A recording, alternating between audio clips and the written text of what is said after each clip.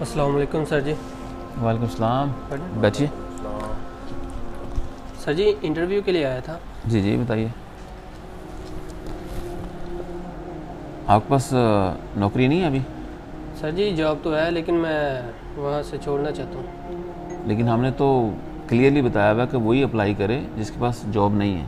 लेकिन सर जी उधर कंपनी अच्छी नहीं है तो इसलिए मैंने कहा चेंज कर लेता हूँ। क्यों चेंज करना चाह रहे हो कंपनी?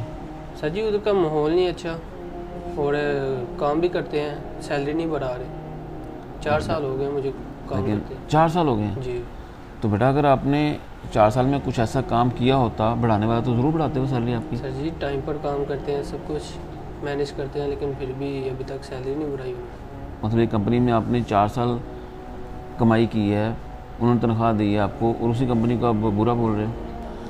चलें ठीक है, थैंक यू सो मच। मैं चेक करके ना फिर आपको फ़ोन करूँगा इंशाल्लाह। Okay sir. ठीक है, थैंक यू।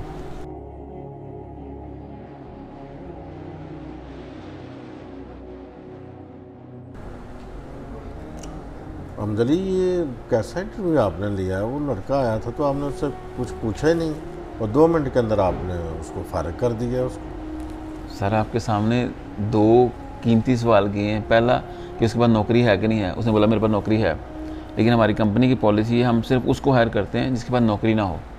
हम किसी का बंदा तोड़ने के हक़ में नहीं है। हमारी कंपनी की पॉलिसी है कि हम किसी का बंदा नहीं तोड़ेंगे। और दूसरी सबसे ख़तरनाक चीज़, उसने बैठते ही कंपनी की गिबत करनी शुरू कर दी, बुरा भला कहना शुरू कर दिया। बकौल उसके उसने 4 साल उस कंपनी से अपने बीवी बच्चों के लिए रिस्क कमाया और उसी कंपनी को कह रहा है कि बुरी कंपनी है। तो सोचें वो हमारे पास आएगा तो हमारे पास भी बाद में इस कंपनी के बारे में भी यही सोचेगा। जो बंदा जहाँ से कमाता है अगर उसकी इज़्ज़त नहीं करता, चाहे वो बुरी जगह है, लेकिन वहाँ से उसने अपना पेट पाला अपने बच्चों का, तो उसके बारे में ऐसी सोच रखता है तो वो यकीनन ख़तरनाक आदमी है मेरी नज़र में।